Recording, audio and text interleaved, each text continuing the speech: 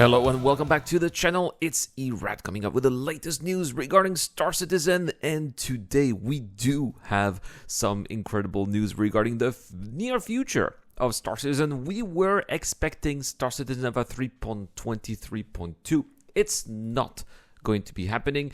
Instead, we are going to have Star Citizen Alpha 3.24. That's not really a surprise, given all the delays that we've seen regarding this patch, which is going to be bringing, of course, the persistent hangars, the freight elevators, and all of the cargo hauling missions that are going to be coming with it, as well as personal and instance hangars. So it's already quite a lot of content, quite a lot of gameplay, and it's also been something that's been basically the developers have been pulling their hair out of making this happening, simply because a lot of game-breaking issues have had to be resolved, so much so that by the time I'm making this video, it is still not in Evo PTU, still being developed internally.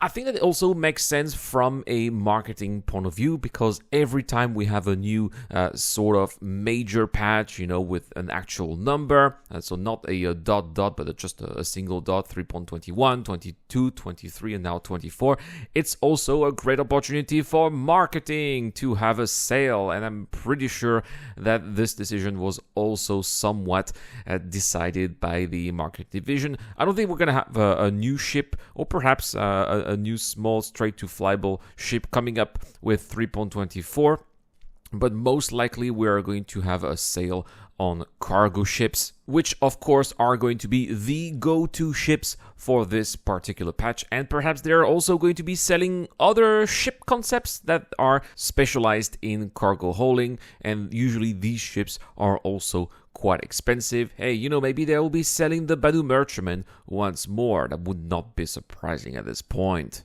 There is, however, one thing that quite surprises me. Sometimes it really baffles me to see how lackluster CIG's communication is, and sometimes even internal communication, because surely this decision must have been taken several days ahead of its actual announcement on Spectrum by a community manager, and I don't understand why it was not even talked about in this week's roadmap update. We had a roadmap update on Wednesday. They did not even talk about it once. There was absolutely nothing to talk about in this roadmap update, and now we're being told that 3.23.2 is going to be a patch of its own. And actually now this update written by Ulf is telling us that we are actually going to be getting a roadmap update again next week, so hopefully we are going to be getting to know a little bit more about what's going on. Now, this update, however, is not going to be including one feature that a lot of players are waiting for, and this is the item recovery, which is, according to Xylo, who posted on Reddit, still important to the developers, and they want to make sure that it comes online in a way that's great. So rather than implementing a short-term solution, he says that the team is currently working on developing it as a part of a larger system that they are going to be sharing more at SeasonCon. So we might not even be seeing item recovery until SeasonCon, because here Xylo says that they are going to be sharing more about their plans at SeasonCon. So yeah, that's going to be definitely quite a few questions I'm going to be asking Xylo personally tomorrow at Bar Citizen Taipei.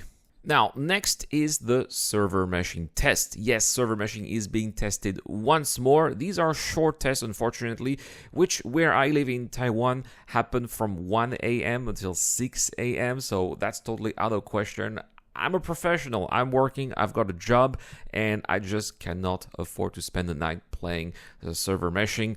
But we can still report on what's being tested here. So this is going to be in a tech preview, and it's only going to be concerning the Stanton system, which will be split in 3 different authoritative zones. So basically, the Stanton system will be split in 3 servers, with each mesh being able to contain 200 players. So that means that 200 people will be able to play all together. They are mainly looking at server performance here, but they are going to be running an older 3.22.x build.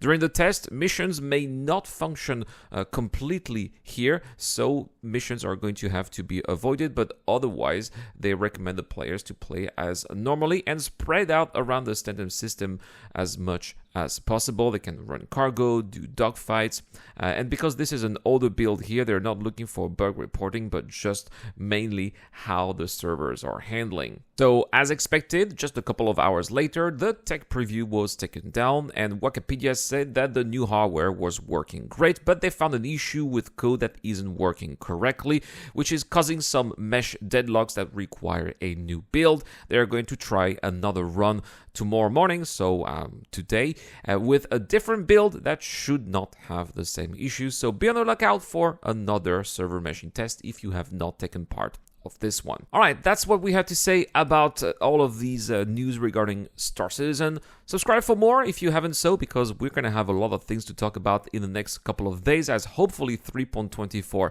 is around the corner. As always, I wanted to give a big shout out to my Patreon and YouTube members, including Dr. Forbane, Zero Crusher, Deploy, Ducky to Docker, and Shadowrise. I've been Irad. I'll see you guys in the next one.